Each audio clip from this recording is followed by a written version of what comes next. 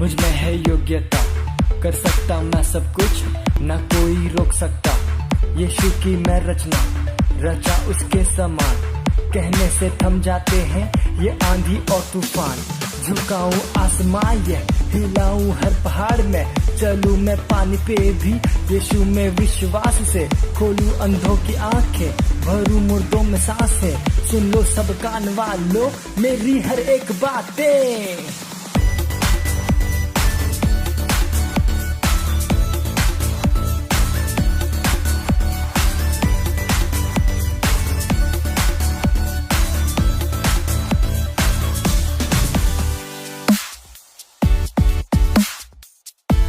Hallelujah, praise the Lord. आप सबका स्वागत है हमारे इस प्रोग्राम में, तूफानी और ज्ञानी टीम्स प्रोग्राम में। तो ये समय है प्रार्थना का। अपने हाथ उठाएंगे, अपनी आंखें बंद करेंगे और उस महान परमेश्वर को धन्यवाद देंगे।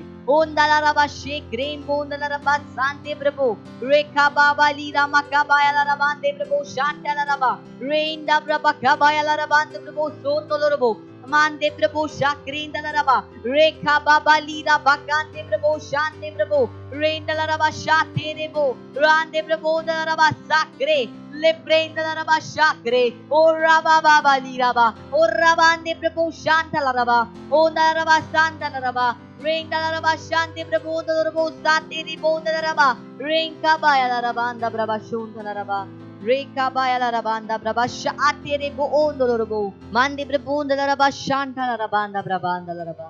तो हमारा पहला प्रार्थना बिंदु है, हम प्रार्थना कर रहे हैं सारे टीनेजर्स के लिए, उनकी सुरक्षा के लिए। वो बुरे और दुष्ट लोगों से बचे हुए हैं यीशु मसीह के नाम में। प्रार्थना कीजिए कि जैसे हम भारत की टीनेजर्स तक पहुंच रहे हैं, वे सब यीशु को अपने प्रभु और स्वामी के रूप में ग्रहण कर रहे हैं यीशु मसीह के नाम में। आइए हम प्रार्थना करेंगे। ओम दालाराबा शे ए ब्रोन दालाराबा सान दालाराबा मांदे प्रभु दालाराबा शान दालाराबा रेका बाया दालाराबा सान दालाराबा ओरा बांदे प्रभु दालाराबा शान दालाराबा ओरा बांदे दालाराबा। प्रार्थना कीजिए भारत के हर एक टीनेजर के लिए कि जब उन तक सुसमाचार पहुंचेगा, वो यीशु को अपने जीवन का प्रभु और स्वामी के रूप में ग्रहण कर रहे हैं यीशु मसीह के नाम में।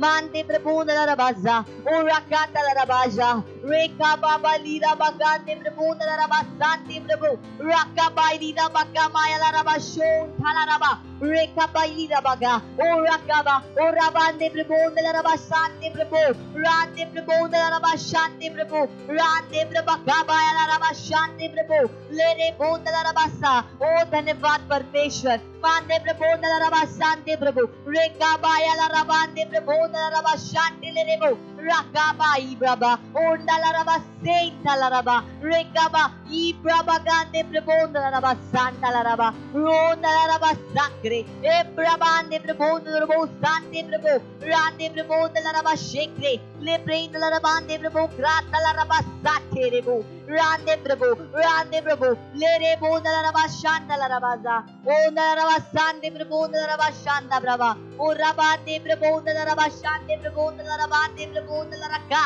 याकाबा मामाला रबा शो दालाराबा रे दालाराबा शांति ब्रबा ओ रबाबा लम्ब्रांदे प्रभु शाक्रे हे माकाबा दालाराबा जा ओ दालाराबा शांति दालाराबा ओ रबा वो दुष्ट लोग से छुड़ाए जा चुके यीशु मसीह के नाम में। मानता प्रभु शैतान का उनके ऊपर कोई भी अधिकार नहीं यीशु मसीह के नाम में। मानते प्रभु राखाबा रबा शांता रबा और रबांदे प्रभु ओंदला सा आती प्रभु ओ तोलरबो शांता रबा रोंदलरबो शांति प्रभु रांदे प्रभु ओंदला रबा शाते ले रे ओंदला रबा सा आंदे प्रभु रांदे प्रभु गाबाया रबा अंदला रबा सा मानदे प्रभु उठाला रबा शांता प्रभा रेंदला रबा शांति प्रभु ओंदला रबा। हालेलुया। हमारा सेकंड प्रेयर पॉइंट है 1 तीमुथियुस उसका 2 अध्याय उसका 4 वचन कहता है, जो चाहता है कि सब मनुष्य का उद्धार हो जाए और सब सत्य को भली भांति पहचाने। प्रार्थना कीजिए अपने परिवार, पड़ोसी और दोस्तों के लिए जिनका उद्धार नहीं हुआ, कि वे उद्धार ग्रहण करें और सच्चाई के ज्ञान में आ जाए। प्रार्थना कीजिए कि वे यीशु को उनके प्रभु और उद्धारकर्ता के रूप में ग्रहण करें।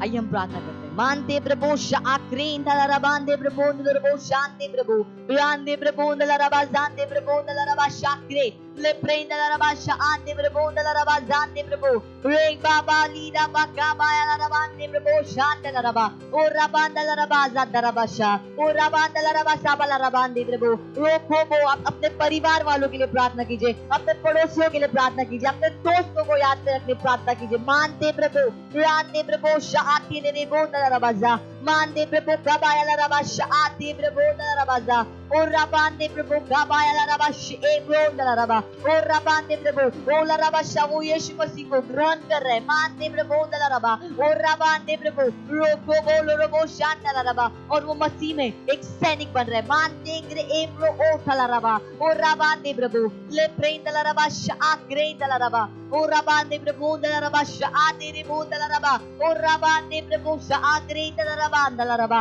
और रबांदे प्रभु दलरबा शाती प्रभु ला प्रेन दलरबा zein दलरकाबा Ibragaba ande brabonda laraba zande brabonda laraba shakre le prenda laraba sha ondo larabo santa brabandi brabonda laraba shanta raba mante brabonda laraba sante brabo rande brabonda laraba shakre laraba renda braba lira bagaba Ibrabagande brabonda laraba shanta braba orabande brabonda laraba shati re bonda laraba ri baba reke bonda laraba shante brabo rande brabo Raba sacre le prenda la raba sacre o la rabanda braba reina brabande brabonda la raba sacre le bramandi brabonda la rabo shata la raba reina la raba sande brabonda la rabo shanta braba o rabandi brabonda la raba shate brabonda la raba o rakamama la raba shonta la raba ओ धन्यवाद परमेश्वर, धन्यवाद हमारे प्रार्थना बिंदु के लिए आपका धन्यवाद करते परमेश्वर।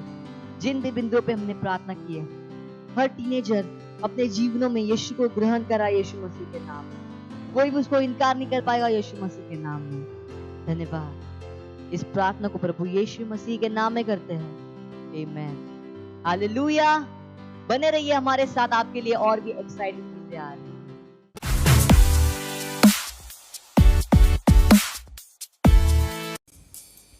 Ura ahandrikitra Ura ahandrisri ओ परमेश्वर, तेरे नाम की स्तुति हम गाते हैं, क्योंकि तेरा नाम महान है और स्तुति के योग्य है। केवल तू ही है सारे स्तुति के योग्य है।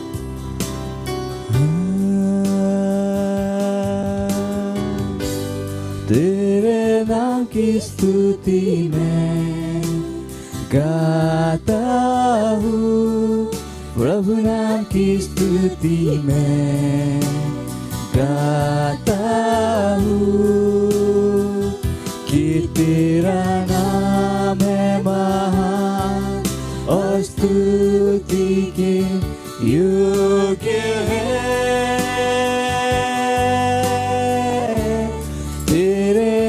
की स्तुति मैं गाता हूँ, प्रभु नाम की स्तुति मैं गाता हूँ, कि तेरा नाम है महान और स्तुति के योग्य है। तेरे नाम को सारी महिमा,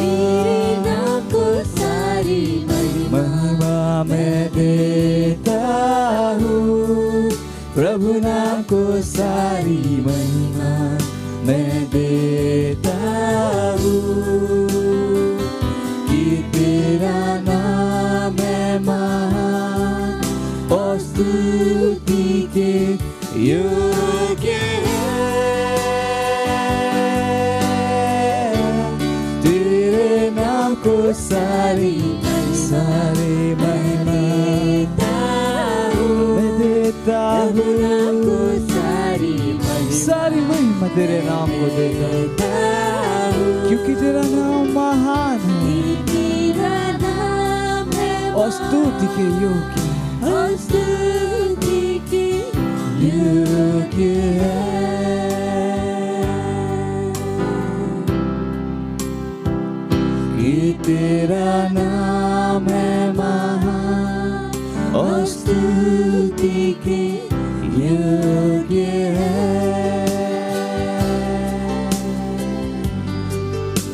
हाँ परमेश्वर, तेरा नाम महान है और सारे स्तुति के योग्य है। हालेलुया।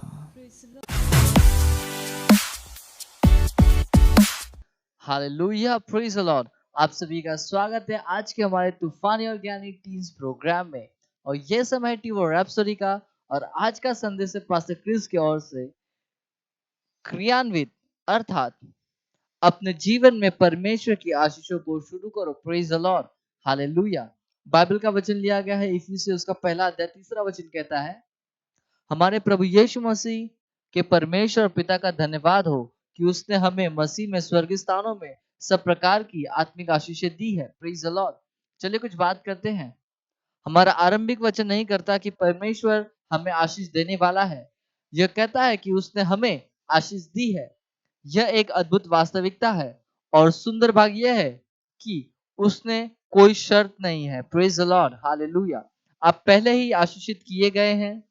अक्सर लोग कहते हैं मैं इंतजार कर रहा हूं कि परमेश्वर मेरे लिए और वह करे, और ऐसा करने के द्वारा उनका अर्थ है कि वे आशा कर रहे हैं कि उनके मामले में कुछ करे।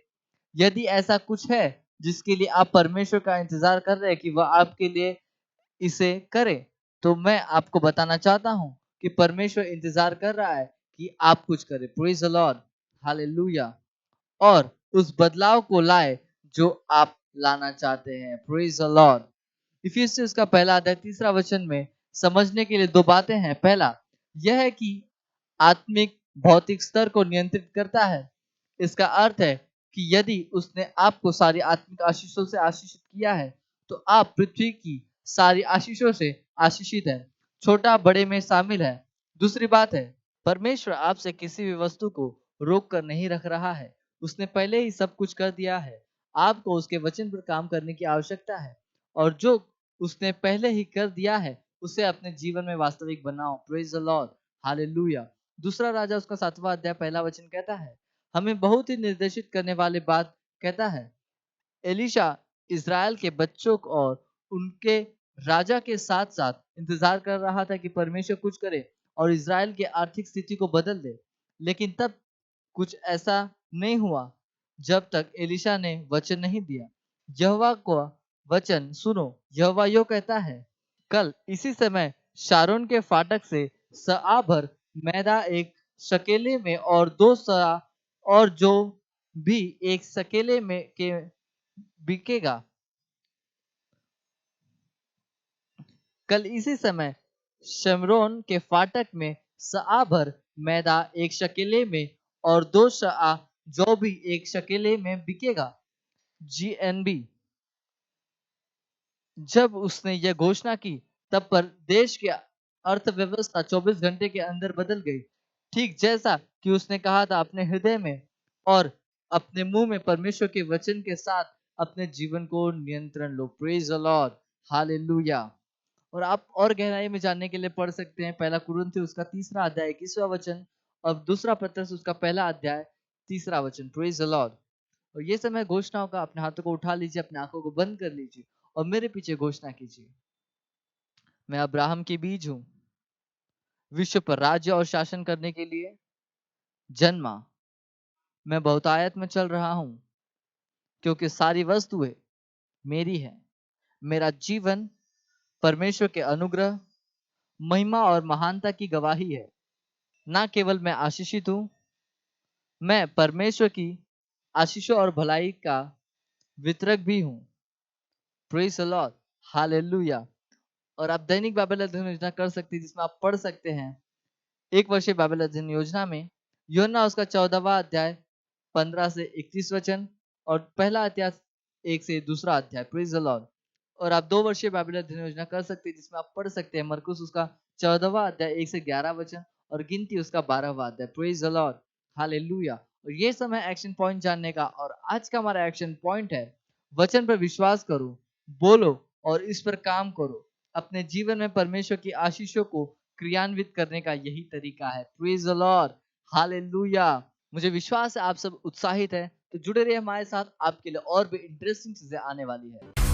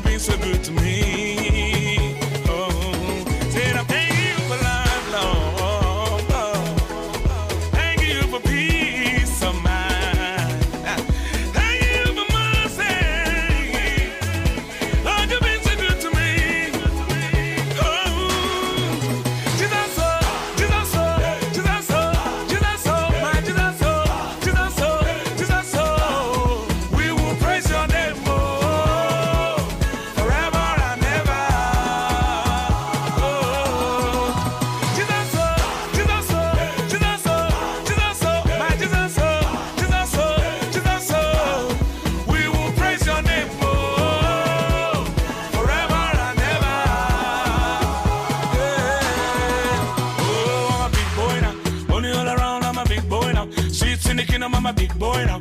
Helping the lady, I'm a big boy now. Always involved, now what we they go? What's in that you move? Everybody come around, mama and papa come around, put on your dancing shoes, lift up your hands and shout, hey. The boy is hot, we are hotter than fire. Said I'm thanking you for life, Lord. Thanking you for peace of mind. Thanking you for mercy. Oh God, Lord, you've been so good to me. Hey, said I'm thanking you for life, Lord. Thanking you for peace of mind. Thank you for mercy. Lord, you've been so good to me. Oh, Jesus, oh, Jesus, oh, Jesus, oh, Jesus, oh, my Jesus, oh, Jesus, oh, Jesus, oh. We will praise your name more forever and ever. Oh, Jesus, oh, Jesus, oh, Jesus, oh, Jesus, oh, my Jesus, oh, Jesus, oh, Jesus, oh. We will praise your name more forever and ever. Yeah. Strong for noise. Swaps. Yeah, yeah, yeah, yeah, yeah, yeah. Yeah, yeah, yeah, yeah, yeah, yeah, yeah, yeah, yeah, yeah.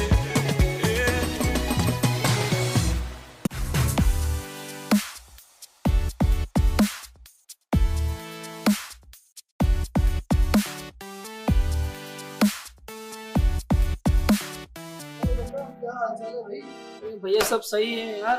हमारी team का तीसरा member कहाँ है? हाँ यार लपेटू 2 episode से गायब है ना। सचिन यार पता नहीं कहाँ पर है वो अभी। पहले एपिसोड में जब हमारा शूटिंग खत्म हुआ था, हाँ हमारा रिकॉर्डिंग सब होने का उसने कहा भैया मेरा क्लासेस का एग्जाम है। हाँ तो मैंने बोला ठीक है कि चल भाई दूसरे एपिसोड में नहीं आया, तीसरे में आएगा। लेकिन भाई 3 एपिसोड हो गए, तीनों में गायब है वो। हाँ यार पता है कहाँ पे है वो? मेरे को मेरे ख्याल से आज, अरे वो आता ही होगा। हाँ आज तो बुलाया था मैंने। और भाई अरे लपेटू कैसे है भाई? अरे एकदम बढ़िया भाई। आप बोलिए कैसे हो? मस्त। और कहाँ से आ रहे हो? अरे आज क्लास से आ रहा भाई, सबसे ज्यादा खुश हुआ आज तो। बड़े खिलखिलाए से लग रहे हो ऐसे हो। अरे भाई आज का दिन ना बहुत अच्छा था। नया हेडफोन। अरे अरे दोस्ती दी है। सही है सही है। और ऐसे दोस्त हैं हमको बुला दो ऐसे दोस्तों से। कैसा अरे गया आज का दिन भाई? अरे आज का पेपर तो भाई, पेपर तो अच्छा गया। अरे पेपर से भी एक अच्छी बात एक और चीज है भाई, तुम लोगों को बताना चाहता हूँ, इसीलिए मैं भाग भाग के आया। और पता है जैसे आज लास्ट पेपर था, पेपर खत्म हो गया मेरा। सर जी लपेटू भैया, हाँ बोलिए। तुम जो बता रहे हो ना पहले बात नहीं बताना, ये बताओ कि इतने दिन थे किधर?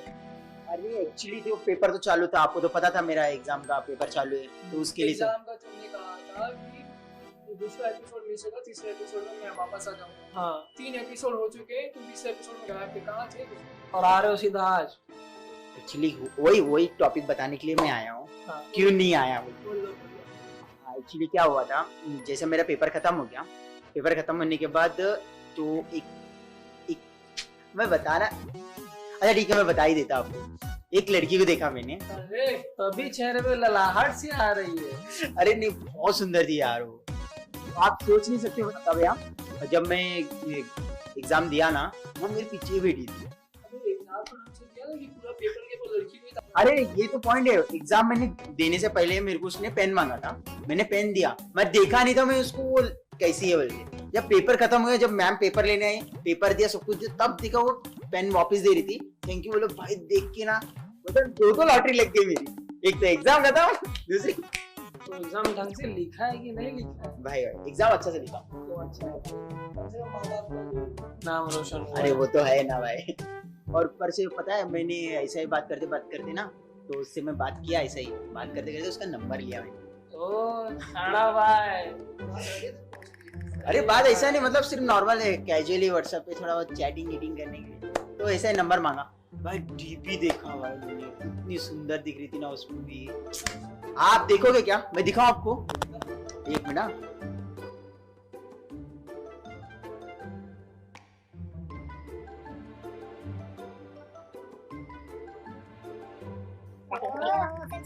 ये देखिए कैसा लगा? डीपी देखकर एक शायरी आ रहा है। शायरी है, वाह। आज बंदा शायरी ठोक रहा है। बोलिए बोलिए। सुनो अभी ध्यान से सुनना भैया। हाँ, ऑफ कोर्स। तो ये अर्ज किया है। अर्ज क्या है? बोले इरशाद। तो ये अर्ज किया है। बोलिए इरशाद। दिल में मतलब। हाँ भाई सुनो। बोलिए अगर बोलिए। भैया अर्ज किया है, भाई वो तुम्हें डीपी दिखाकर, हाँ। भाई वो तुम्हें डीपी दिखाकर गुमराह करे। आगे सुनो यार। अच्छा ठीक है, बोलिए। भाई वो तुम्हें डीपी दिखाकर गुमराह करेगी। आज तो गुमराह ही हो गया है ये। ये नहीं, ऐसा नहीं है भाई। आगे आगे। भाई हकीकत तो गुमराह ही था। नहीं भाई, ऐसा कैसे? दो शूट मिस हुई मतलब तो गुमराह ही था। दो आगे शूट मिस हुई। आगे आगे सुन ले, आगे सुन ले। भाई अर्ज किया है वो तुम्हें डीपी दिखाकर गुमराह करेगी। भाई अर्ज किया है वो तुम्हें, अरे आगे भी बोलोगे? अरे सुनो यार, सस्पेंस रखो, अच्छा ठीक है, सबर करो। बोलो। वो तुम्हें डीपी दिखाकर गुमराह करेगी। बट एक चीज याद रखना, तुम आधार कार्ड पे टिके रहना भाई, समझे? हाँ बता, याद रखो। अरे वो आधार कार्ड डीपी ये सब तो साइड टॉप हो गई। हाँ। रियलिटी की थोड़ी बात कर लेते हैं। हाँ हाँ बोलिए ना। तुमने 2 हफ्ते मिस किए। हाँ सॉरी। सॉरी बोल दिया तुमने। ये साल तैयारी का है। पास्टर क्रिस ने कहा ये साल हमारा तैयारी का है। यस। पास्टर क्रिस ने 4 पॉइंट्स बताए थे, उनमें से मैं तुझे, तुमने 31st नाइट था, पता नहीं घर पे था, सो रहा था, क्या कर रहा था मुझे आइडिया नहीं है। जी। मैं तुझे उनमें से एक पॉइंट बताऊंगा। पास्टर क्रिस ने कहा कि अपने परमेश्वर के घर के लिए तैयारी करो। यस। ये एक पॉइंट पास्टर क्रिस ने बताया था। अब जो तूने मुझे अभी आके कहानी बताई, उस पे मैं क्या समझ रहा हूँ कि तू अपने घर की तैयारी कर रहा है। अरे 12वीं में है, इसमें अरे 12वीं का पेपर भी नहीं दिया है तूने अभी तक। अरे अभी तो खत्म करके आया ना। क्लासेस का एग्जाम है भाई, बोर्ड का एग्जाम बाकी है। हो जाएगा ना। तो आपको पता है हमारे क्लासेस के सर जो बोले ना, ये पेपर दिया ना तो बोर्ड का एग्जाम भी दिए जैसा, क्लियर हुए जैसा, पास हुए जैसा, हमारे सर ने बोला। सर के तेरे घूस भी लेते हैं, तेरे को पास कर देंगे। अरे ऐसा नहीं है भाई, वो बहुत अच्छे से नोट्स देते हैं। वो नोट से एग्जाम की तैयारी किया, एग्जाम फिर दिया और फिर ये सब कुछ। सही है भाई, वो घर की तैयारी छोड़, परमेश्वर के घर की तैयारी शुरू कर। यस भैया, आज से मेन इम्पोर्टेंट काम वही है। ना 3 ही साल तो बाकी है भाई। अगर ज्यादा से ज्यादा बोले ना, मेरे ख्याल से तू अपना ग्रेजुएशन भी नहीं खत्म कर पाएगा। हाँ। 3 साल बाकी। अभी 3 साल में क्या कर पाएगा? ना तेरी पढ़ाई पूरी हो पाएगी, सिंपल सी बात। पढ़ाई नहीं हुई तो कमाएगा नहीं, कमाएगा नहीं तो खिलाएगा क्या? और सोसाइटी में इज्जत क्या है? माँ बाप का तो इज्जत तो वैसे तो कचरा कर रहा है। अरे लड़की घुमा रहा है। अभी घुमा नहीं रहे, घुमाएगा तो हो जाएगा। वैसे भी जाने दे, अभी क्या करेगा। नहीं, मैं फ्यूचर की बात प्रेजेंट में बोल रहा हूँ। वो तू मत कर, सुन। अच्छा, मैं वो फ्यूचर की बात प्रेजेंट में कर रहा हूँ। जी भाई बता। अरे लपेट ना सब जो तुमने कहानी हम लोग को बताया ना, उस कहानी पे मुझे ना पास्टर क्रिस का ना वो 31st नाइट का मैसेज याद आ रहा है। क्या? पास्टर क्रिस ने ना उसमें 4 पॉइंट बताए थे।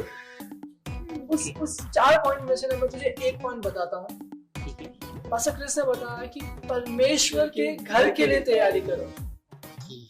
यहाँ भाई ये अपने घर की तैयारी कर रहा है। एक लॉजिक मेरे को समझ में नहीं आया। पास्टर क्रिस ने उसके पहले जो लव के हमारे सेशंस होते थे, पास्टर क्रिस ने उसमें बताया कि हमारे पास 3 साल, मुश्किल से 6 साल या 10 साल, लास्ट टू लास्ट। लेकिन हमें क्या सिखाया गया है कि हम 3 साल तक ही अपने दिमाग में अज्यूम करके रखे कि भाई 3 ही साल बचा है, इस 3 साल में जो करना है कर लो, बाकी कुछ नहीं उसके आगे। तो 3 साल बाकी है अभी भाई। 3 साल में ना तेरा ग्रेजुएशन होगा और तू सपने ख्वाब देख रहा है शादी के। भी तैयार करे, भी तैयार की ख्वाब देख रहा है। लड़की बहुत पसंद आई भैया, लड़की बहुत पसंद है, डीपी देख डीपी देख रहा है। अबे जितना ना एनर्जी तू वो डीपी देखने में, उसे ख्यालों में खोए रहता है ना, मैं उसको वेस्ट करूंगा। बच्चा उसको ना गोबर कहती, क्या कहती है? गोबर। तो उसको गोबर कहती है। तो इतना सारा गोबर अपने दिमाग में रखने से अच्छा ना भाई अपना ध्यान, अपना मन परमेश्वर पर लगा। जी तो लपेटू सुना ना जी, अक्का भाई ने क्या बोला? परमेश्वर के घर के लिए तैयारी कर, अपने घर के लिए नहीं। जी कि डीपी देखा तो ऐसा लगा, उड़ मत जाना तू, समझा? नहीं ना कभी भी ना हम लोग की बात का बुरा मत मानो। नहीं, आप लोग अक्का बक्का देख, सही बता रहे, सही बता रहे। भाई हैं तेरे, सही बता रहे, अच्छे दोस्त हैं। जी। पास आइजैक ने कहा अच्छा दोस्त वही होता है जो सही राह दिखाता है, जो तुम्हारी गलतियों को तुम्हारे सामने रखता है। जी सही दोस्त वही होते हैं। जी। हम देख तूने गलती किया नहीं है, हम जी। बस बता रहे कि उस वो रास्ते पे ना जाओ और सही रास्ते पे खड्डे में गिरने से बचा। यस, सही। मैं भी अपना रास्ता ये पटरी से निकाल के सही वाले पटरी पे जाऊँ। सही जगह पे डायरेक्शन, अपने एनर्जी को ना सही जगह पे डायरेक्ट कर। जी मेन वही कर, फोकस वही पे रख। आज से मेरा फोकस है परमेश्वर के घर की ये तैयारी। अपना घर मत देख भाई। नहीं, अपना घर नहीं। थैंक यू भाई मुझे समझाने के लिए। आज से मेरी पटरी सिर्फ परमेश्वर के घर के लिए तैयारी, That's nice. और कुछ बस अर्ज किया था, याद है ना? Yes yes yes. क्या था भाई? वो तुम्हें डीपी दिखला दिखला के गुमराह करेगी। वो तुम्हें डीपी दिखला दिखला के गुमराह करेगी। और मैं आधार कार्ड पे टिका रहूंगा। अरे सही है भाई। नहीं नहीं नहीं नहीं नहीं, परमेश्वर के साथ परमेश्वर के घर के लिए टिका रहूंगा। याद है, भूला नहीं। तो लपेटू तैयार है ना इस साल के लिए? यस। सो फ्रेंड्स, मुझे उम्मीद है कि लपेटू हमारे साथ अगले एपिसोड में होगा। जरूर सही? तो जैसा इतना कि सुनने के बाद लपेटू होगा जरूर। अरे होऊंगा ही। That's nice. तो जैसा कि पाशा क्विज ने हमारी ये तैयारी इस साल के लिए हमें 4 पॉइंट्स बताए हैं। तो हमारा उसमें से पहला पॉइंट है कि अपने हृदय को तैयार करना परमेश्वर की सेवा करने के लिए, एंड दूसरा ये है कि परमेश्वर के घर के लिए तैयारी करना। परमेश्वर के घर के लिए तैयारी करो सब लोग। और दोस्तों तीसरा पॉइंट है सुसमाचार के लिए तैयारी करना। एंड फ्रेंड्स, फोर्थ पॉइंट है, सबसे इम्पोर्टेंट पॉइंट है, परमेश्वर से मिलने के लिए तैयारी कीजिए। यस। हाँ, सबसे important that is very very important. क्योंकि हम स्वर्ग में मिलेंगे परमेश्वर से। यस। तो आई होप लपेटू हमारे साथ मिलेंगे हमारे अगले एपिसोड में। Yes. So friends, bye bye. Bye bye.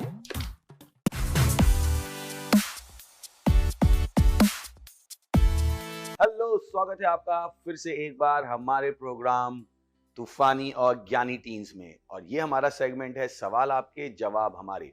और मुझे विश्वास है कि जो सवाल और जवाबों की श्रृंखला हमने चालू की है उससे आपका फ़ायदा हो रहा है और आप इन चीज़ों को दूसरों तक लेकर जा रहे हैं। पहले तो मैं आपका धन्यवाद देना चाहता हूँ आपके पार्टिसिपेशन के लिए। बाकी बहुत सारे सेगमेंट भी हैं जैसे कि हक्का बक्का, बाल की खाल, टैलेंट का पिटारा, उसमें लगातार अपने कंटेंट हमें भेजने के लिए ध्यान रखिएगा कि हमने ये क्यों शुरू किया है, ताकि आप अपने टैलेंट को पूरे विश्व तक ले जा पाएँ। इसमें हम अपना कुछ नहीं दिखाना चाहते हैं, हमने एक प्लेटफॉर्म तैयार किया है आपके लिए और हम चाहते हैं कि आप इसमें बढ़ चढ़ कर हिस्सा लें, अपने दोस्तों को बताएं।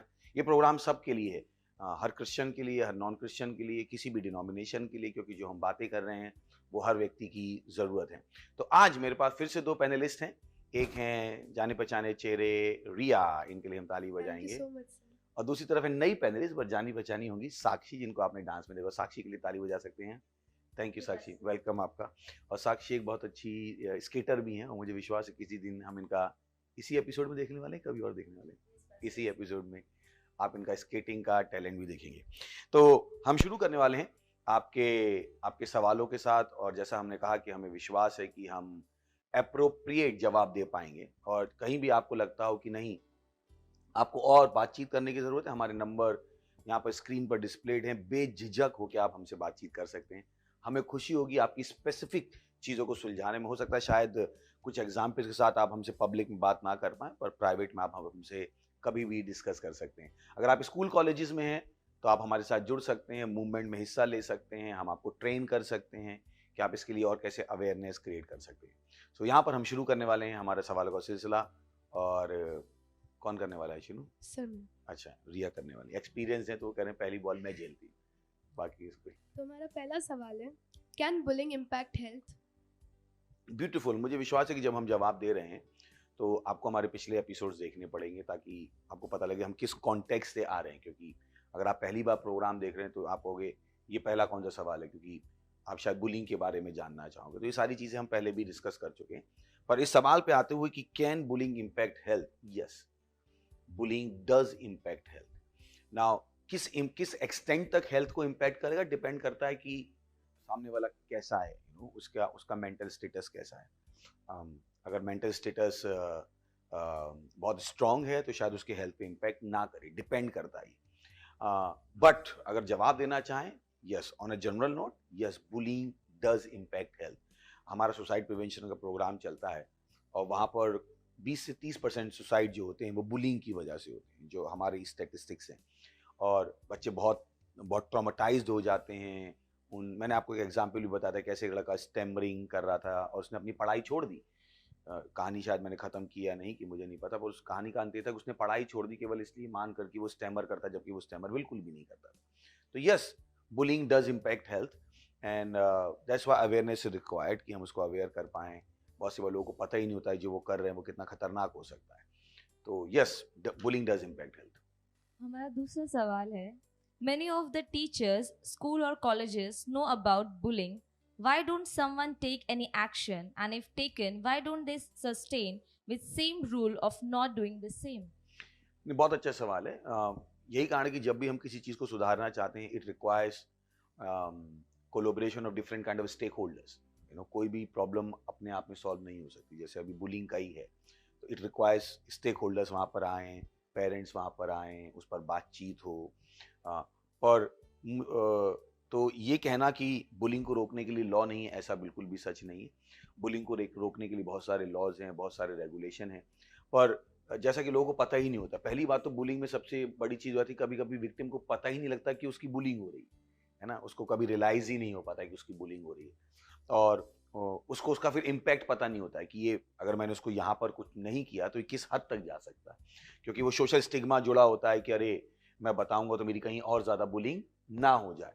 तो बुलिंग के जो इंसिडेंट है वो इतने रिपोर्ट भी नहीं होते। ये भी एक बहुत बड़ा फैक्टर है कि बुलिंग के हमारे भी इंक्यूबेशन सेंटर हैं, काउंसलिंग सेंटर्स है डिफरेंट स्कूल्स और कॉलेजेस में, और वहाँ पर हम देख सकते हैं कि बुलिंग हो रही है, पर लोग बुलिंग के खिलाफ बोलने नहीं आते कि मुझे लगता है कि नहीं और ज़्यादा मेरी बुलिंग हो जाएगी।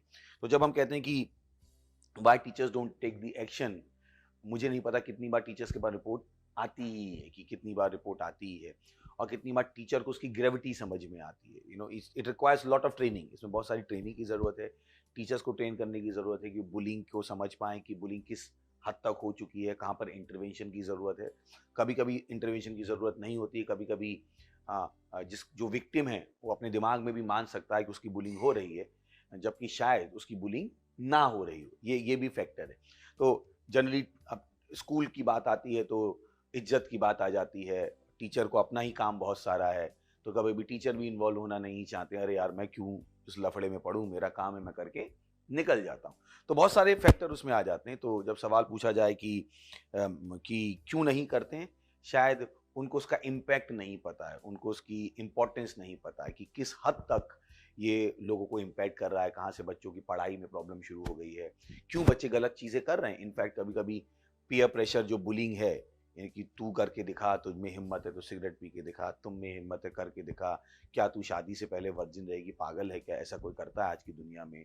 बहुत सारे फैक्टर, ये सभी बुलिंग है। पर कभी कभी पता ही नहीं लगता कि बुलिंग हो रही है, हमको हमारे कंफर्ट जोन से, जो हमारी वैल्यूज हैं उनसे हमें बाहर पुश किया जा रहा है ना। तो कभी कभी पता ही नहीं लगता कि बुलिंग हो रही है। तो if taken why don't they sustain with same rule of not doing the same. तो जैसा मैंने कहा कि इन्वॉल्वमेंट टाइम जो होता है उनके पास, क्या पता टीचर्स के पास इतना टाइम भी है या नहीं है कि वो उसको एड्रेस कर पाए। हमें नहीं पता मैनेजमेंट का उसमें कितना इंटरेस्ट है। ये सारी चीज़ें मैटर करती हैं। यही कारण है कि एक्सटर्नल बॉडी की ज़रूरत है कि जहाँ पर हम जाकर उनकी हेल्प कर पाएँ। तो ये मान लेना कि स्कूल कुछ करना नहीं चाहते, शायद उनके पास समय ही नहीं है करने के लिए, और यहीं पर NGOs का काम बढ़ जाता है, यहीं पर आपका और मेरा काम बढ़ जाता है कि हम जाके क्या करें, उनसे बातचीत करें, वहाँ पर अवेयरनेस कैंप चलाएं और लोगों को अवेयर कराएं, वहाँ पर वॉलंटियर क्रिएट करें, सेल्फ केयर ग्रुप क्रिएट करें स्कूल्स कॉलेजेस में, और वहाँ पर हम बहुत कुछ कर सकते हैं। तो मुझे विश्वास है जवाब दे पाया। Yes sir. कुछ कहना चाहेंगे तो कुछ ऐड करना है इसमें ना? ओके, चलिए अगला सवाल। हमारा तीसरा सवाल है, what are the warning signs of bullying? Beautiful. What are the warning signs of bullying?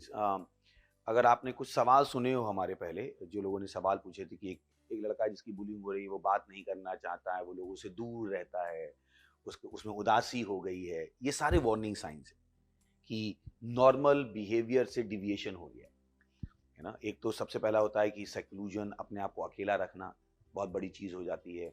फिर अचानक से वो कुछ जगहों से और कुछ लोगों से दूर रहना चाहता है। वही चीज़ें, जैसे अभी छोटे बच्चा है, वो लड़की अचानक से स्कूल जाना नहीं चाहती है, अचानक से किसी टीचर को देखकर, किसी वर्कर को देखकर अचानक से वो एजिटेटेड हो जाती है।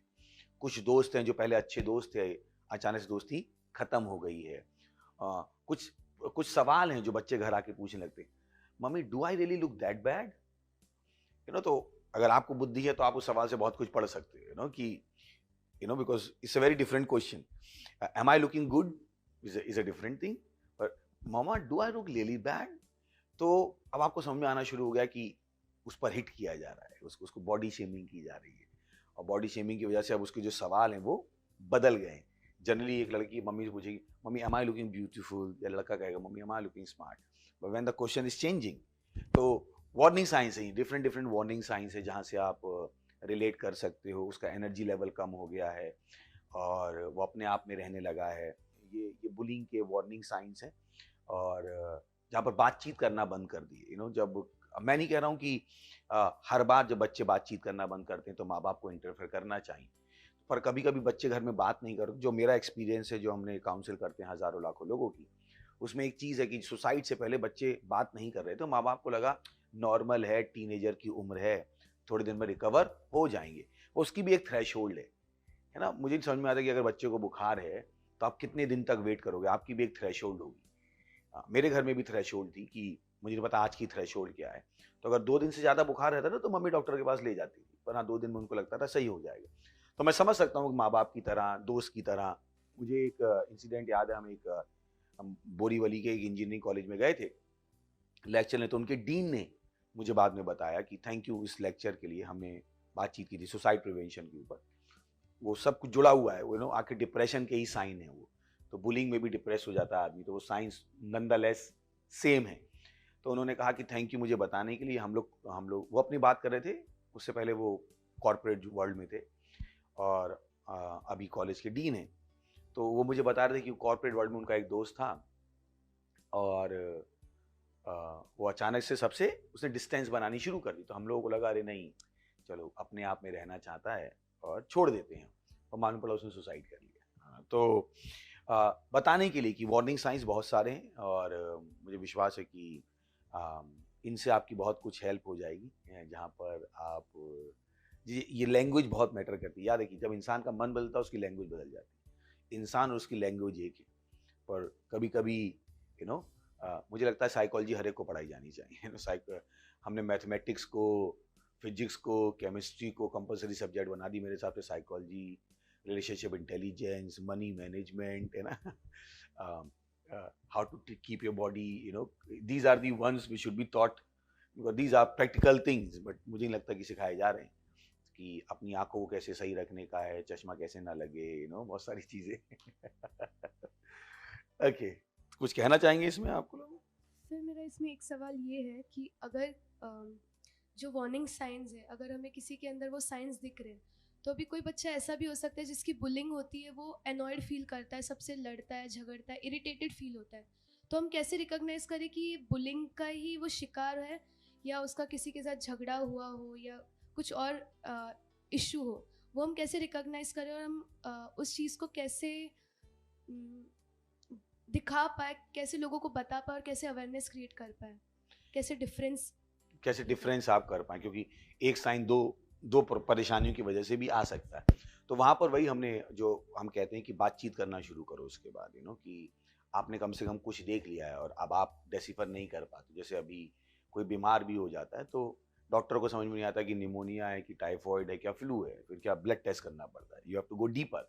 तो वैसे ही जब आपको एक वार्निंग साइन दिख गया और आपको पता है कि ये वार्निंग साइन इसका भी हो सकता है, इसका भी हो सकता है और इसका भी हो सकता है, then you have to go deeper into it. आपको बातचीत वहाँ पे करनी पड़ेगी, आपको और थोड़ी सी और जानकारी लेनी पड़ेगी जो हम आपको दे सकते हैं। यहाँ पे तो शायद टाइम नहीं होगा देने के लिए, है ना, तो फिर वो 20-25 मिनट का सेगमेंट हो जाएगा। तो बट हाँ, अगर आप इंटरेस्टेड हैं जैसा रिया ने कहा, तो आप हमारा कोर्स ज्वाइन कर सकते हैं। 1 घंटे का कोर्स है जहाँ पर आप बहुत कुछ सीख सकते हैं। चलेगा? ओके। आज का हमारा चौथा सवाल है, does bullying happen more often than adults think? I think so. मुझे लगता है कि कहीं ना कहीं बुलिंग कल्चर में बहुत बहुत बहुत डीपली चली गई। आप दोनों क्या कहते हैं? आप लोग टीनेजर हो तो आप लोग ज़्यादा बताएं।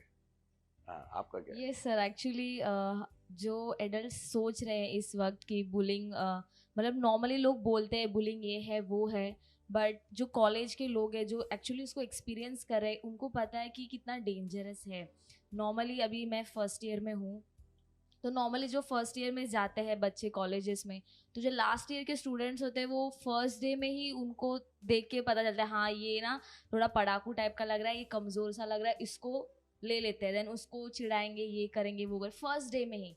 एंड मैंने देखा है सर बहुत से लोग कॉलेज आना बंद कर देते from the second day, because उनको पहले दिन ही इतना फ्रस्ट्रेटेड एंड डिप्रेस्ड फील होना लग जाता है। तो मुझे लगता है इस सवाल का आपका कुछ क्या कहना चाहिए? बट जैसे मैंने कहा ना कि अगर साक्षी की माने हम, ये एक सच्चाई है, तो यस, एडल्ट्स की अपेक्षा से कहीं ज़्यादा बुलिंग, क्योंकि बुलिंग कहीं ना कहीं कूल क्वेश्चन के साथ जुड़ गई है कि दूसरे की बेइज्जती कर सकता है, वो कहीं ज़्यादा ना ज़्यादा कूल क्वेश्चन की तरह लिया जाने लगा है।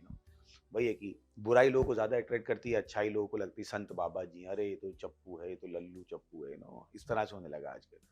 तो आजकल वो जो परसेप्शन है वो चेंज हो गया है। मूवीज़ ने उसमें बहुत बहुत बहुत नुकसान पैदा किया है। आपको कहा मूवीज़ में तो आखिर में दिखाते हैं ना बुराई के ऊपर अच्छाई की जीत होती है। तो कहीं कहीं ना मुझे लगता है कि पिक्चर में 2.5 घंटे, उसके बाद लंबी सी कार है, वो घूम के आ रहा है, उसके पास एक लंबी सी शाइनिंग सी पिस्तौल है तो बच्चों को लगता है यही ज़िंदगी अच्छी है वो आखिर में, और लोगों को पता तो है कि एक आदमी 10 लोगों को मार नहीं सकता तो बच्चों का लॉजिक होता है ये तो सब बेवकूफ़ी बना रहे हैं, आखिर में थोड़ा अच्छाई की बुराई पे जीत होती है, आखिर में कैसे 10 आदमी को मारोगे, है ना। तो आजकल के बच्चे वो जो कंक्लूजन उसको लेते भी नहीं है। गलत तो नहीं कह रहा, अरे क्या बकवास, ऐसा होता है क्या कि 10 गोली मारो ना लगे, तो मानते भी नहीं हो, पर उन्हें वो रियलिटी लगती है क्या। क्यों मैं बता रहा हूँ कि हमें बहुत कुछ बदलाव की ज़रूरत है। मैं बहुत क्रिटिकल लग सकता हूँ आपको, पर जैसा मैंने कहा ना कि दुनिया को कभी समझ में ही नहीं आता, दुनिया अपनी ही बुद्धि से चलती है और उन्हें नहीं पता है कि उन्होंने कितना गलत इम्पैक्ट लोगों पर ला दिया है। जैसे फॉर एग्जांपल, केवल बात करने के लिए हम लड़की और लड़कियों की बात कर लेते हैं।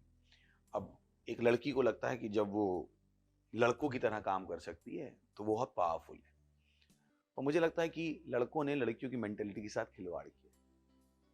लड़कियों की जो नेचुरल क्वालिटीज थी उनसे उनको डिविएट कर दिया है और उनको एक अननेसेसरी कंपटीशन में ला दिया कि तुम्हें हमारी तरह लगना है, तुम अगर हमारी तरह लग सकती हो तो तुम्हारी वैल्यू है, अगर तुम हमारी तरह नहीं लग सकती तो तुम्हारी वैल्यू नहीं।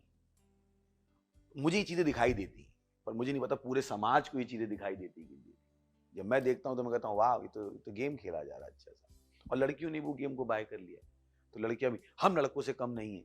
क्यों वो लाइन ही आनी चाहिए? मुझे लगता नहीं वो लाइन आनी ही क्यों चाहिए। कभी आप कहोगे, कभी आपने सुना सचिन तेंदुलकर मैं लता मंगेशकर से कम नहीं हूं, आप हंसोगे, बोले यार तू अपना काम कर, तू अपना काम करना। ये स्टेटमेंट ही नहीं बोलेगा कि लता मंगेशकर से मैं कम नहीं हूं। अरे तू क्रिकेटर है, तू सिंगर है, दोनों अपने अपनी फील्ड में यूनिक हो, जाके अपना काम। और वो एक फेमिनिज्म के मामले में लड़कियां लड़कों से कम नहीं। मैं कहता हूं आपको पता है स्टेटमेंट की नेगेटिविटी क्या है? ये बाहर से पॉजिटिव लग सकता है और मेरे हिसाब से बहुत नेगेटिव स्टेटमेंट। आप एक तुलना में ला दिए गए बिल्कुल ही अलग, जिसमें होना भी नहीं चाहिए। कभी घोड़ा नहीं कहेगा मैं मगरमच्छ से कम नहीं। मगरमच्छ के बेटा अंदर आके बात करना, फिर बात करते ना कौन किससे कम है ना। वैसे ही मगरमच्छ पानी में कह सकता मैं घोड़े से, घोड़ा कहेगा तू बाहर आके बात कर, फिर हम बात करते कि कैसा है। तो ये बहुत सारी चीजें समाज का जो इम्बैलेंस है। फिर आप कहोगे सर आप ही को इतनी बुद्धि है तो आप क्यों नहीं खत्म कर देते हो? ये हम खत्म करने का प्रयास ही तो कर रहे हैं सही है। तो सवाल का जवाब दे पाया मैं आपके? Yes sir. चलिए नेक्स्ट। हमारा 5वां सवाल है, how can we raise awareness on bullying prevention in our society? This is our effort. This is our effort, we are talking about it openly. हम बात कर रहे हैं बुलिंग की। मुझे नहीं लगता किसी को भी बुलिंग की डेफिनेशन पता थी। जब मैंने पहली बार आके बुलिंग की डेफिनेशन दी तो मेरे पैनलिस्ट ही पूछ रहे थे ये था क्या। और जो हमारे कुछ बहुत क्रिटिकल, और मतलब क्रिटिकल नहीं कहूँगा, जो हमारे और स्टेक होल्डर्स हैं, उन्होंने पूरा प्रोग्राम नहीं देख पाए थे किसी वजह से, तो उनकी रिएक्शन थी ये इतनी बड़ी डेफिनेशन देने की ज़रूरत क्या थी, बच्चों को समझ में आने वाला नहीं। मैंने कहा ओके, बाकी का प्रोग्राम देखो फिर बात करते। करे ओ वाकई में अगर उसकी डेफिनेशन ना दी जाए तो आप बुलिंग को कभी भी ढंग से रिकॉग्नाइज ही नहीं कर पाओगे। आपको पता ही नहीं कि बुलिंग हो भी रही है नहीं हो रही, किस लेवल, बहुत सारी चीज़ें थी जो हमने डिस्कस की थी। तो ये एक अवेयरनेस है। तो आप हमारे साथ जुड़ सकते हैं। जैसे मैंने कहा, आप कैंप लगा सकते हैं। आजकल तो वैसे भी छुट्टियां चल रही हैं, एंटी बुलिंग कैंप हम आपको ट्रेन करने को तैयार हैं। आप अपनी सोसाइटी में लगाइए, स्कूल में लगाइए, मैं मजाक नहीं कर रहा हूँ, आप कहीं पे भी लगा सकते हैं। पूरा लिटरेचर हम आपको देने को तैयार हैं, कैसे आप उसको प्रेजेंट कर सकते हो। बहुत सरल है, 1 घंटे का कैंप होगा, उसमें आप बहुत कुछ बता पाओगे। यही एक तरीका। दूसरा तरीका मुझे तो समझ में नहीं आता है। जो मुझे समझ में आता है वो मैं कर रहा हूँ कि हम यहाँ प्रोग्राम कर रहे हैं, इसके ऊपर बातचीत कर रहे हैं, इस प्रोग्राम को हम हज़ारों लाखों लोगों तक लेकर जा रहे हैं। ये हमारा प्रयास है।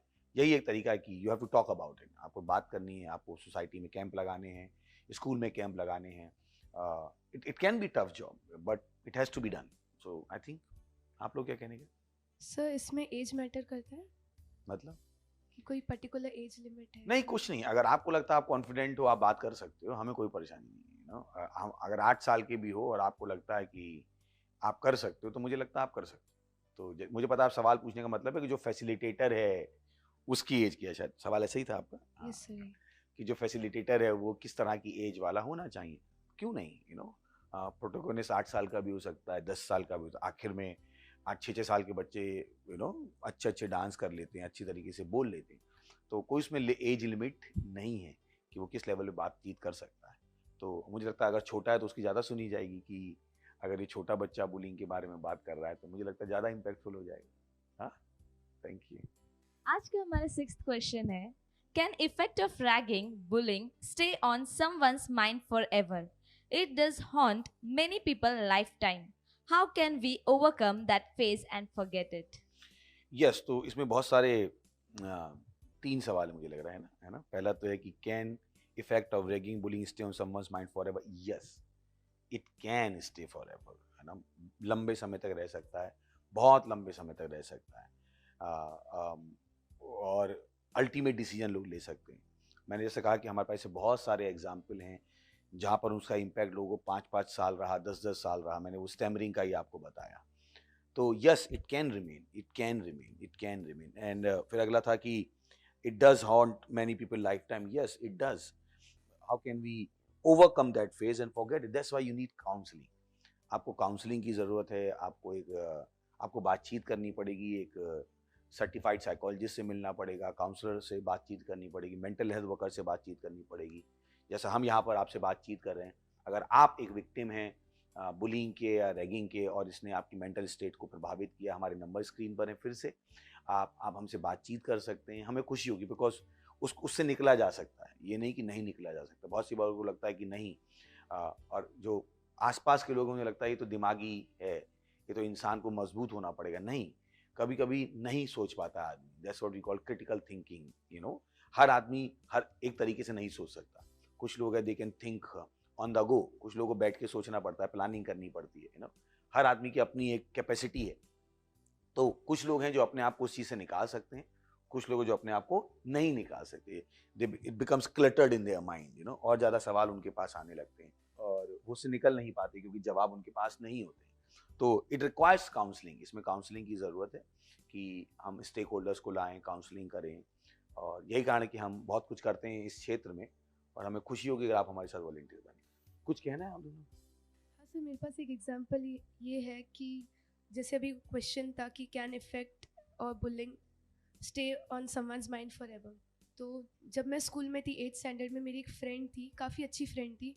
उसके साथ कुछ लोग बुलिंग करते थे कि तू कैसी दिखती है, तेरे बाल देख कैसे है, तू इस तरीके से कपड़े पहनती है। और वो एकदम से वो स्कूल छोड़कर चली गई और 2 साल बाद रिटर्न आई और कहने लगी कि तुझे पता है ना, सब मुझे चिढ़ाते थे, सब मेरी बुलिंग करते थे, अब मैंने पढ़ाई ही छोड़ दी। और उसके बाद से वो किसी के कांटेक्ट में ही नहीं है एंड उसने पढ़ाई छोड़ दी और उसके फैमिली वाले उसको शादी के लिए फोर्स करते थे, तभी वो सिर्फ 14 या 15 साल की थी. सो yes, bullying can stay forever in someone's mind. So यही है कि बुलिंग ना करें. बुलिंग ना करें. I understand. किसी की लाइफ किसी की लाइफ खराब हो सकती है. You know, it can really impact life. It can really impact life. You know, I've seen, I've been devastated sometimes. The kind of things I've heard, जो मैंने सुनी है, और मैंने उनको हैंडल किया है बहुत सी बार. मुझे वहाँ पे तो हंसता हूँ, पर शायद ही ऐसा कुछ हो कि मैं घर आके ना रोता हूँ. Because I've handled so many cases. मैंने बहुत सारे केसेस हैंडल किए. रिया ने एक एग्जाम्पल दिया, मैं आपको ऐसे हज़ार एग्जाम्पल दे सकता हूँ कि कैसे बुलिंग ने ना केवल उस आदमी की, पूरी खानदान की ज़िंदगी बर्बाद कर दी. बहुत सी बार माँ बाप तक को रिलोकेट होना पड़ता है. यू नो, माँ बाप को, मैं ऐसे लोगों को जानता हूँ, आपको भी शायद याद आ रहा हो कि कुछ लोग थे जो पड़ोस छोड़ के चले गए क्योंकि रैगिंग और बुलिंग इतनी इंटेंसिफाइड हो गई थी. तो it has a very devastating impact.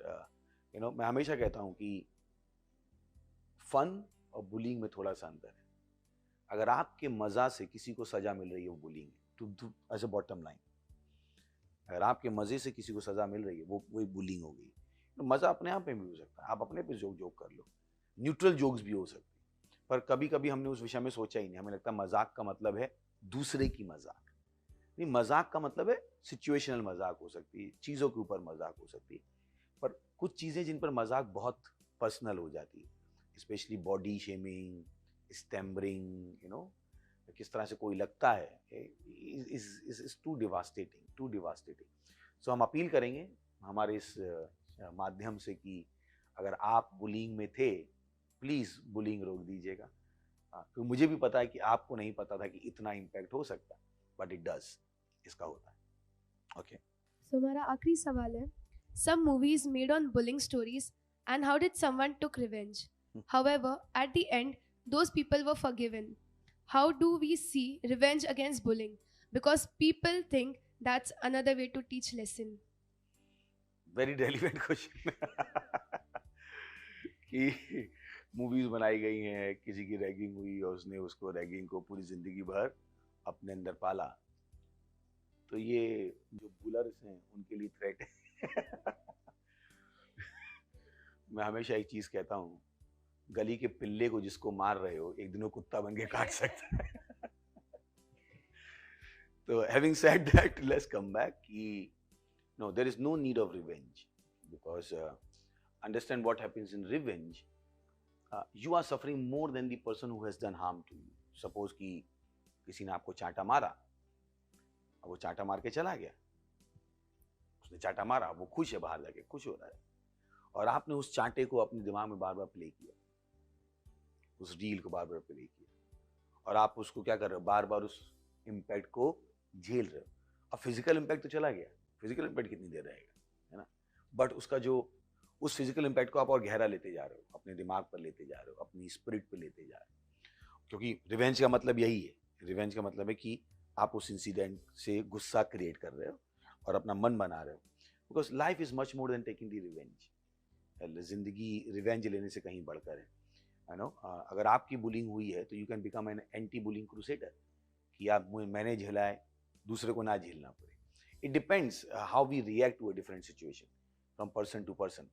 तो अगर मेरे साथ बुलिंग हुई है तो मैं रिवेंज की शायद ना सोचूं, मैं फिर से कह रहा हूँ, क्योंकि फिर जो सुन रहे हैं व्यूअर्स वो कह सकते हैं सर आपको क्या पता बुलिंग क्या होती है, आप क्या समझोगे. तो मैं फिर से याद दिला दूं, एक दिन मैं भी 1 साल का था, एक दिन मैं भी 10 साल का था, हम भी बड़े हुए.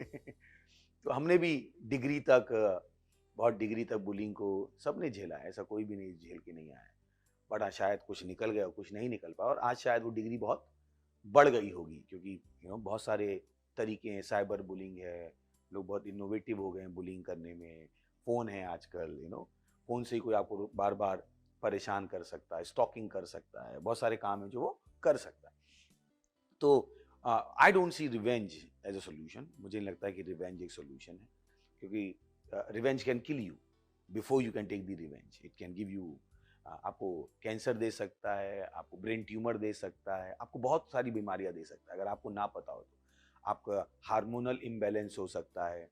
बाइबल में एक बहुत अच्छी कहानी है हेरोदोस राजा की, कैसे उसका भाई मर गया, उसने अपने भाई की बीवी से शादी कर ली, और जो यूहन्ना बपतिस्मा देने वाला था उसने उसकी बुराई की कि ये गलत है, ये होना नहीं चाहिए। खैर हेरोदेस को थोड़ा बुरा लगा, पर इतना बुरा नहीं लगा। हेरोदेस बात को भूल गया, पर जिस औरत से उसने शादी की थी वो नहीं भूली। तो एक बार ऐसा इंसिडेंट था कि राजा के सामने उस जो नई वाइफ थी उसकी बेटी नाच रही थी, और राजा को बहुत पसंद आया नाच। तो उसने उस लड़की से कहा, जा तुझे जो चाहिए मांग ले, मेरा आधा राज्य तक मैं तुझको दे सकता हूँ। तो लड़की खुश हो गई, बच्ची टीनेजर थी, तो मम्मी के पास दौड़ती हुई, मम्मी मम्मी मम्मी ओ आज मैंने राजा को खुश किया और मेरे पास ये लॉटरी का टिकट मिला है। अब सोचिए क्या हुआ, लॉटरी का टिकट था कि आधा राज्य मिल सकता है। और उस लड़की की मम्मी ने कहा, तू जाके यूहन्ना बपतिस्मा वाले जिसने हमारी शादी के विरोध में कहा था उसका सर मांग के। तो क्या हुआ, वो रिवेंज है ना।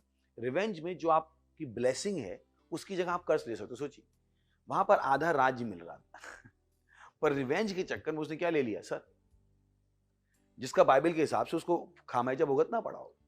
बाइबल बता दी अगर आपने किसी को मारा है तो आपको उसका भुगतान करना पड़ेगा। मुझे नहीं लगता वो स्वर्ग गई होगी या नहीं गई होगी, मुझे नहीं लगता कि वो गई होगी ना, जब उसने ऐसा काम किया। ना लड़की स्वर्ग गई होगी, ना वो माँ गई होगी, ना शायद राजा गया होगा, क्योंकि सारे के सारे किस क्या हो गए थे। और जिसने सर काटा होगा शायद वो भी नहीं गया होगा। जिन लोगों ने जब सर थाली में परोसा गया होगा, लोगों ने ताली बजाई होगी। मुझे नहीं पता क्या हुआ उसका, मुझे नहीं पता, परमेश्वर ही जानता। बट उस रिवेंज में क्या हुआ, आशीष चली गई। तुम लोगों को हमेशा वो एग्जाम्पल याद दिलाता हूं, रिवेंज में ये परेशानी होती कि आप आशीष की जगह बुराई को पिक करने लगते। आपके पास अच्छे मौके भी होते हैं आगे बढ़ने के, पर आप उनको छोड़ देते हो, और वो नफरत, वो बदले की भावना आपको पूरी तरह से खा चुकी होती है, और आप अपनी ही आशीषें खो देते हो। सोचिए लड़की को आधा राज्य मिल रहा था, सर लेके क्या मिला उसको,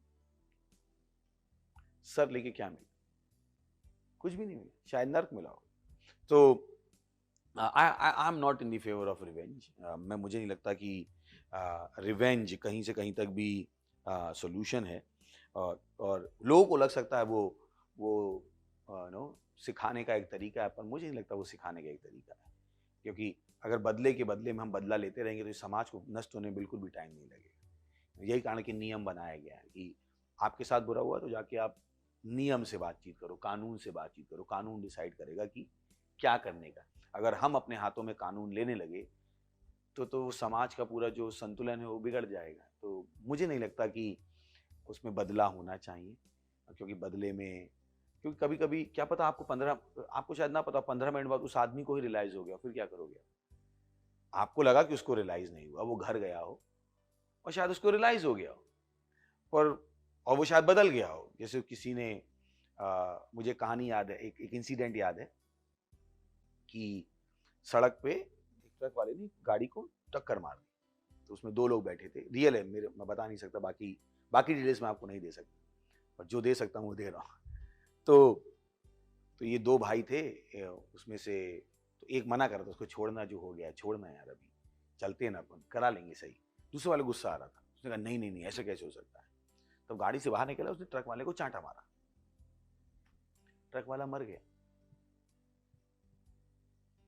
अभी आप लोग भी ऐसे कर रहे हैं तो कभी आपको पता ही नहीं कि जो आप करने वाले उसे क्या हो, चांटा मारा उसने, ट्रक वाला ऑन द स्पॉट मर गया। अब क्या बढ़िया था क्या बढ़िया था, अब वे करना पड़ेगा ना आपको। बढ़िया क्या था कि भाई थोड़ी सी ठुकी हुई गाड़ी लेके चला जाता, क्योंकि अब तो हो गया। शायद तुझ भी इतना बड़ा बदला लेना नहीं चाहता, तो बदला क्या हो गया, सजा से, मतलब जो गलती की गई तो उससे बड़ा तो बदला हो गया। तो पता नहीं क्या हो गया। तो मैं बदले में विश्वास नहीं करता हूं, क्योंकि जब आप बदले में होते हो तो आप एक ऐसे एक्सटेंट तक चले जाते हो, क्योंकि बदले में आपका दिमाग फंक्शन बंद कर, काम करना बंद कर, यू कांट थिंक रैशनली। ये साइंटिफिक फैक्ट है। तो बदले से कुछ नहीं मिलने वाला। लेसन सिखाने, क्यों लेसन सिखाएं, हमने भी। अब मैंने कहा ना कि आपको लग रहा आप बिल्कुल सत्यवादी हो और आपने कुछ नहीं किया, पर ये तो आप सोच रहे हो, है ना। मैं भी सोच लूं कि मैं सत्यवादी, मैं तो खुद ही बताया, मैं खुद ही बहुत बड़ा बुलिंग करने वाला आदमी था। जब तक मुझे एक बार मार नहीं पड़ी, 16 लोगों ने मिलकर मारा आधा घंटा, तब मुझे समझ में आया बेटा बुलिंग बंद कर दो। और मैं तो पतला दुबला सा था, मेरा कोई गैंग भी नहीं था, पर हिम्मत कुछ ज्यादा ही थी और मैंने जिनकी बुलिंग की वो हरियाणवी जाट लोग थे आप समझ सकते हो। और मैं बिल्कुल इसकी जैसा पतला दुबला था। ये भी शायद मोटी है मुझसे अभी, ये नहीं कि ये मोटी है, उस समय के कंपैरिजन में बात कर। और जब वो 15-16 लोगों ने कमरे में घुस के अच्छे से धोया, तब मुझे बुद्धि आई कि बेटा बुलिंग नहीं करते, और करते भी तो ध्यान से करते। किसकी करते हैं, कितनी करते हैं। तो अब मत मेरे इंसिडेंट्स को गलत मत ले लीजिएगा कि अरे देखा उन्होंने बदला लिया तभी आपको समझ में आया, तो उसको, उस इंसिडेंट को मैं उस तरीके से पोर्ट्रे करना नहीं चाहता हूँ कि देखा मारा तभी तो इनको समझ में आया, तो मैं भी मारूंगा, समझ में आ जाएगा। पर बुद्धि थी वहां पर, मेरे साथ भी लोग थे, और मैं उसको बड़ा चढ़ा के बता रहा हूँ धोया, पर एक ही दो चाटे मारे थे, ऐसा कुछ नहीं था कि बहुत धो डाला, चाकू मेरे पेट में मार दिया और कुछ ऐसा कर दिया, है ना। और केवल इसीलिए, और बोल भी रहते, देख तूने जो करा वो गलत है, अगली बार मत करना। वो बोल भी रहते बार बार, तुझे इस हद तक नहीं जाना चाहिए था यार, यार भी बोल रहे थे। हाँ, ऐसा भी था वहाँ पे।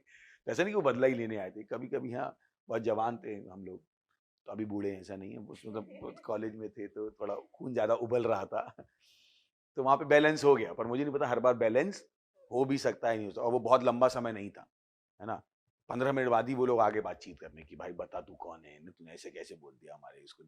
और वो जो लड़का था उनके गैंग का लीडर था। समझ रहे, तो बहुत सारे फैक्टर्स थे। पर बदला लेना बिल्कुल भी सही नहीं है, बदला लेना बिल्कुल, इसका मतलब नहीं बुलिंग अपने आप में सही, क्योंकि जब हम इन चीजों के बारे में बात करते हैं लोग बहस के मूड में चले जाते हैं। अच्छा बदला लेना सही, तो क्या आप कह रहे हैं बुलिंग सही? मैं नहीं कह रहा हूँ बुलिंग सही, पर जितना बुलिंग गलत है उतना बदला लेना भी गलत है, मैं ये कह रहा हूँ। मैं दोनों ही एक्ट को जस्टिफाई नहीं कर रहा हूँ, दोनों ही एक्ट अपने आप में गलत है। जितना बुलिंग गलत है उतना ही बदला लेना भी गलत है ना। तो दोनों को ही सुधरने की जरूरत है, और यहीं पर हमें बातचीत करनी पड़ेगी। तो यहाँ पर मुझे लगता है कि हम आपके सारे सवालों के जवाब दे पाए हैं, और मुझे विश्वास है अगर आप और सीखना चाहते हैं तो हमसे बातचीत कीजिएगा। पर शायद 4 एपिसोड हो गए बुलिंग पे, या 3 हो गए, 3 बुलिंग पे एपिसोड हो गए, इससे ज़्यादा हम नहीं करना चाहेंगे। नहीं तो हमारे लोग प्रोग्राम का नाम ही बदल देंगे, बोलेंगे ज्ञानी तूफानी बुलिंग टीम्स, वो टैगिंग कर देंगे, बच्चे होते हैं, कोई बात नहीं। तो बहुत सारे टॉपिक्स हैं जिन पर हमें बातचीत करनी है।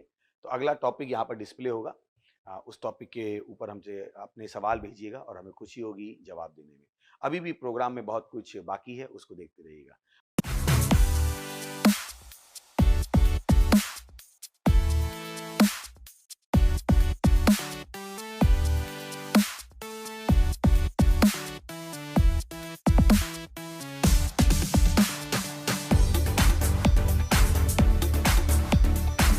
हेलो दोस्तों, स्वागत है आपका इस महत्वपूर्ण सेगमेंट पे। हमारे तूफानी और ज्ञानी दोस्तों का हम स्वागत करते हैं। ध्यान है कि तूफानी होना बहुत अच्छी बात है, पर तूफानी के साथ ज्ञानी होना भी बहुत बड़ी बात है। और ज्ञान आपके पास तब तक नहीं आता है जब तक यीशु मसीह आपके पास नहीं आता है। तो आप जो भी हो, आपके अंदर जो टैलेंट है, उसके बाद अगर आप स्वर्ग न जाओ तो उस टैलेंट का कोई फायदा नहीं। ये आपके पास मौका है कि आप स्वर्ग जा सकते हैं, और स्वर्ग जाने के लिए ज़्यादा कुछ करने की ज़रूरत नहीं है, केवल यीशु मसीह को अपने प्रभु और उद्धारकर्ता के रूप में ग्रहण करने की ज़रूरत है। तो आइए मेरे साथ ये प्रार्थना कीजिएगा, अपनी आंखों को बंद कीजिएगा, और इस प्रार्थना को अपने मुंह से बोलिएगा, अपने दिल में विश्वास करके, और आप स्वर्ग के अपने रास्ते पर होंगे। प्रार्थना करेंगे, मेरे पीछे बोलिएगा। हे प्यारे पिता, मैं विश्वास करता हूं यीशु मसीह में, जीवित परमेश्वर के जीवित पुत्र में। मैं विश्वास करता हूं कि वो क्रूस पर मरा मुझे बचाने के लिए, और परमेश्वर ने उसे तीसरे दिन मरे हुए में से जिंदा किया, और वो सदा के लिए जीवित है। आज मैं बुलाता हूं यीशु मसीह को मेरे जीवन में मेरा प्रभु होने के लिए, मेरा स्वामी होने के लिए। मैं अपने मुंह से घोषणा करता हूं कि यीशु मसीह जीवित परमेश्वर का जीवित पुत्र मेरा प्रभु है, मेरा स्वामी है। मैं बच गया हूं। मैं विश्वास के द्वारा अपने अंदर अनंत जीवन को ग्रहण करता हूं। आज से, अभी से मेरे अंदर मसीह का दिमाग है, मसीह मेरी बुद्धि बन गया है। धन्यवाद प्रभु मुझे बचाने के लिए, यीशु मसीह के नाम में, आमीन। Praise the Lord. अगर आपने ये प्रार्थना की तो मैं आपको बताना चाहता हूँ, परमेश्वर ने आपकी प्रार्थना सुनी है, और अब आप स्वर्ग के नागरिक हैं। ग्लोरी, बधाई हो आपको। हमारी डिटेल्स स्क्रीन पर है, हम आपसे सुनना चाहेंगे, आपकी सहायता करना चाहेंगे, ताकि आप इस स्वर्ग के जीवन को जीना सीख सके। Praise the lord, hallelujah. मैं आपके लिए प्रार्थना करूंगा। इससे पहले हम बाकी सेगमेंट में जाएं, प्रभु प्रार्थना करता हूं हर उस व्यक्ति के लिए, टीनेजर के लिए, यूथ के लिए, माँ बाप के लिए, जिन्होंने अभी अभी यीशु मसीह को अपने प्रभु के रूप में ग्रहण किया। मैं प्रार्थना करता हूं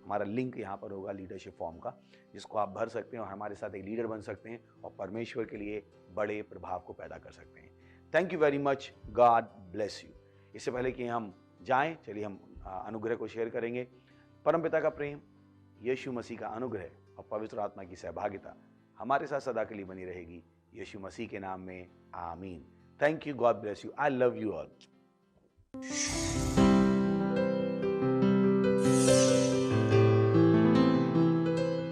Subscribe to our channel, hit the bell icon, like, comment and share. Thank you and God bless you.